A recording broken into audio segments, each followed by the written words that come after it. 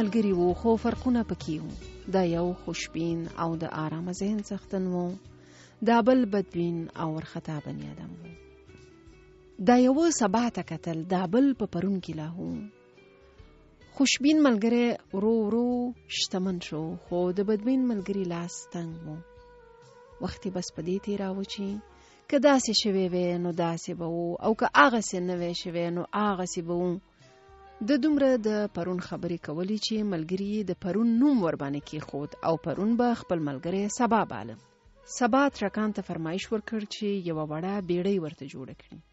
بیړۍ جوړه شوه او سبا پرون ته وویل چې په سیند کې په اوږده سفر ووځي، دنیا وګوري.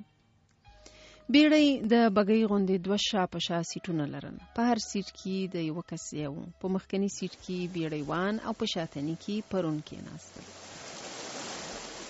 د دواړو سیټونو ترمنځ او د شاتني سیټ دواړو غاړو ته تختې لګېدلې وې، داسې چې پرون له یوې خوا پرته نورې خواوې نشوې لیدلی.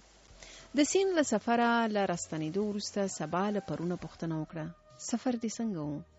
پرون وویل په سیند کې مې پخوا سفر نه و کړی، دا راته نوې تجربه وه، خو په خوشحالۍ یې پوه نه شوم ځکه اکثر وخت به ورخطا وم چې هر آواز به راغی ما به ګمان کاوه چې کوم خطر به راپېښ وي. سبا ورته وویل چې څوک مخه نه ویني او یوازې شا ویني هغه خامخا ورخطا کېږي. وایه د سیند د غاړې منظرې څنګه وي؟ خوند دې ورنه واخیست؟ پرون وویل د سیند په غاړه ډېر ښکلي ځایونه وو، خو که رښتیا ووایم زه یې په خوند پوه نه شوم، ځکه ما به ښکلې منظره په داسې حال کې لیدله چې ورنه لرې کېدم به او افسوس به راته درېده. کشکې مې مخه خلاصه وی چې ښکلاو ته د نږدې کېدو په خوند کې شریک شوی دی.